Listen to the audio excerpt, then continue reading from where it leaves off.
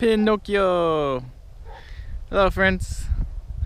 Today we're going to talk about Pinocchio, one of the best, I forgot about all these old Disney films. One of the best fantasy movies ever made, really. It was produced by Walt Disney, and it was in 1940. This movie really blew my mind. I hadn't seen it in a while. I had a friend who mentioned it to me and said he thought it was one of the best Disney movies ever made. And after watching it last night with my dad and seeing the color and the story, man, talk about a moral to the story. Wow, that is such a powerful story. It's so simple. It's about the story of man, really, but in the shape of a little boy and being tempted from good and evil, and what happens and the consequences of good and evil and your actions and everything. And the original book was back from the 1800s. I think it was from Italy originally, and the story is pretty fascinating. There was an animator that worked for Walt Disney at the time who brought this. He got a translated version of the original Pinocchio story, and this was right after Snow White and the Seven Dwarfs. Snow White and the Seven Dwarfs was such a success at the time that allowed them to make this movie. So Pinocchio had a $1.2 million budget, and it made like 130 million or something. Let me see. Got my notes here. It made 164 million in 1940. So that's a pretty crazy amount of money for back then. It was so remarkable. It was just so amazing to see what it takes to make an animated movie in general. I have a lot of friends that work for DreamWorks and Pixar and all the animation studios, and even today, with today's technology, it takes such a massive amount of people to make an animated film.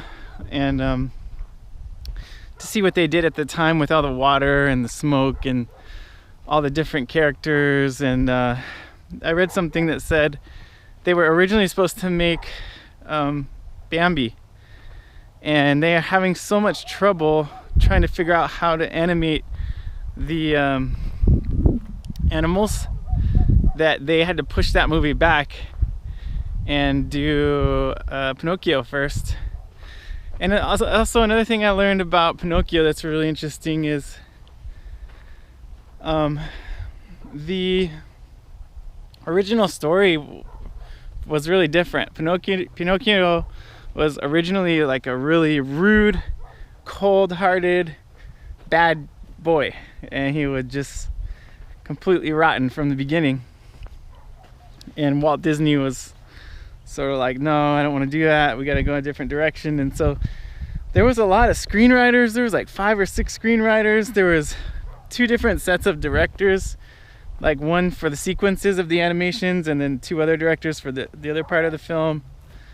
And obviously, I think at this time, somebody as smart as Walt Disney, he's definitely one of my heroes. He was able to sort of guide all those art directors and those animation directors and animators and storyboard artists, and he really had a amazing sense of story. And not only that, he knew the themes that really affect people over time. And he was also a genius with music. That song, When You Wish Upon a Star, he hired a really famous actor. I think his name was Cliff Edwards, a singer for Jiminy Cricket. And just hearing that song, instantly you just kind of get teleported into a magic world of Disney and fantasy and adventure. And another thing I noticed about Pinocchio was there's a lot of trouble that comes his way. He comes alive, and then he wants to be a real boy, but he's supposed to go to school, right? So in the very beginning, it's really clear. Like, the fairy godmother says, oh, if you go to school and you do good deeds, you can become a real boy. So the parameters are set up early in the movie. And as he's walking to school, he runs into the fox, right? And the fox just kind of gives him the runaround and tells him, oh, you're gonna be an actor and the stage life is for you. And he takes him and he tempts him and he pulls him off the straight and narrow path and he brings him to the puppet master guy.